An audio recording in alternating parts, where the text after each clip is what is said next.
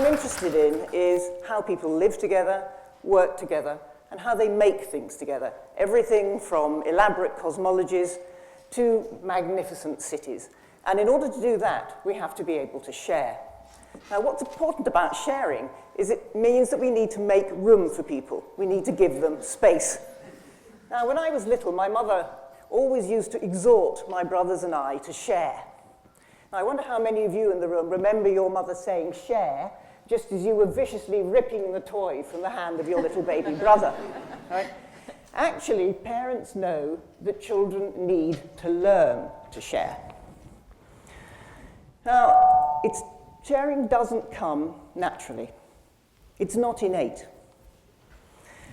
It's a sort of difficult thing having to share. And why do we find it so difficult to share? Well, my proposition about this is we find it difficult to share because humans are fascinated by difference. When I was a child, we played a really, really boring game, not like the kind of games you can play now on the media that you've just heard so much about. A really kind of boring game called Spot the Difference. Then it was published in that old form of media, a newspaper, and we used to spend hours poring over it. It was the kind of Sudoku of its time, if you like. And people would wonder, does that cactus has one little line longer than the other cactus, right? Now, what kind of explanations can we possibly have for why humans are so fascinated by difference? Well, one kind of explanation that's been put forward is simply to say that it's something to do with evolution.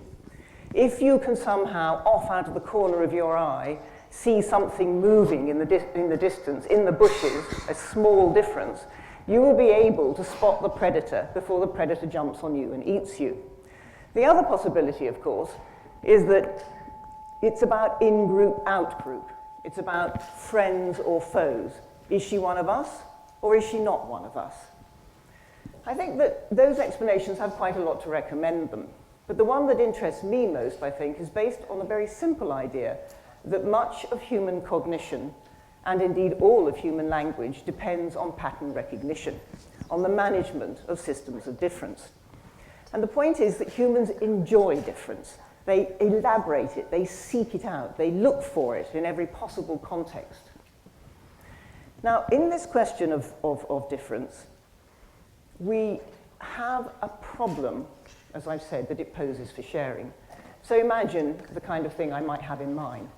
You can open your iPad, you can turn on the television, you could pick up a free newspaper. And what would you find? You'd find the kind of story that we all know so well. A story about a man in Norway who shoots 69 people on an island. And when he's asked why he's done it, he said he did it as a preemptive attack in order to defend the ethnic Norwegians and their culture.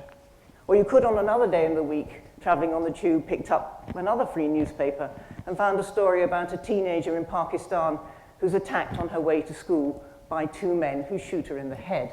And they say that their reason for that attack is because she's promoting secularism. So what is it about this problem with difference? Well, Freud had a very good idea about difference. He said you have to start with the fact that people who really, really fixate on difference are often those who actually are very similar to each other.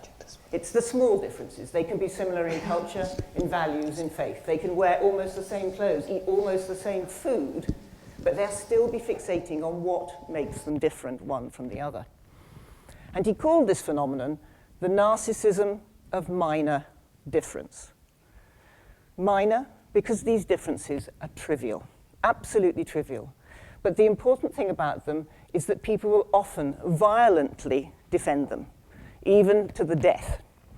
So, for example, take a story that came out of the Serbo-Croatian conflict in the 1990s. When the Serbian militias were slaughtering the Croatians, who up until that moment had been their neighbors and their friends, they were asked why they were doing this. And they reportedly responded by saying, because they smoke different kinds of cigarettes. Now, this assignment of meaning and value to differences, that's something that marks us out. It's a human propensity. But we can, if we wish, actually do something really, really positive with it. So let me explain why. Consider this. our nearest living relatives, the great apes. Now, all the great apes know how to care and share. You've seen plenty of those wildlife programs on the television, so you know all about it. They can build social bonds. They can look after little apes that become orphaned. They can do all kinds of things, but their ability to do that is circumscribed by time and space. They only do it for those who are most proximate to them, those that are in their immediate group that they have around them. But humans, we can do something else. We can develop bonds with people over space and time. We can develop forms of solidarity, forms of identification with people we have never met and will probably never, ever meet. So this ability to imaginatively engage with others, to put yourself into the place of the other, however partially, however temporally, is an extraordinary capacity that we have, and we need to build on it. So I don't know how many of you in this room remember the anti-cuts protests in 2011 in London, but I was marching on that day. And those protests took place just after the uprising in Egypt. And that's the slide that you have behind me now. Those placards were all over London. Tahrir Square, WC2. Tahrir Square, EC4.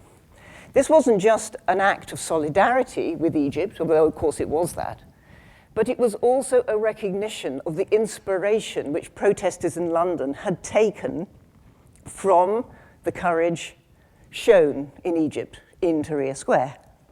It's an act of identification, of imaginative engagement.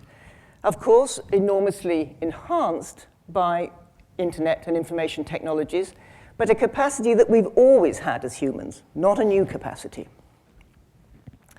Now, I use this in my work to develop a notion of what's called the ethical imagination.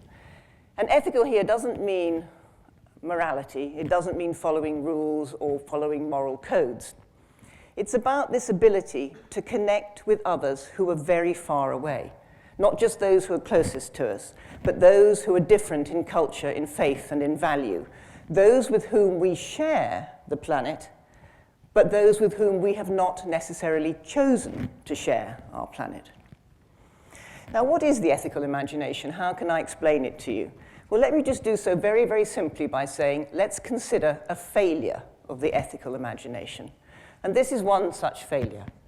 This is an image of a US drone flying over Pakistan. Now, there's a great deal of debate in the media, which you will be familiar with, about how many strikes there have been by drones in Pakistan and Afghanistan, and indeed about how many civilians have been killed in those strikes. But the point about numbers is not the one I want you to take away today. The point I want you to take away today is a simple question, and you ask yourself this: what does it take to send an intelligent machine to kill people you have never, ever met? Why would you do that? You can only do that if you feel that they are radically different from you, that they are not the same kind of people, that their way of life has no value that you could identify with imaginatively, that you would ever want to be part of. Now, sometimes when you talk about such things, people say, but this is a response to aggression. These drone strikes are because other awful things have happened in the world, and people are, in a sense, getting the fruits of their own aggression. That's a possible way of thinking about it. But consider this. Drone strikes are not like ordinary armed conflict, which you can imagine where the tanks come over the hill, they shell your town, and you respond with your own artillery and kill people in return. Drone strikes come out of the blue. They're not necessarily even an immediate response to something that's happened in the locality you're living in. They could be a response to something that's happened in Europe, to a bombing in Boston. They come without warning. And then when people are killed in your community, you can actually link in to the international media. And what does the international media say? The international media says these strikes are warranted because they are making America safe. And how do you think that makes you feel?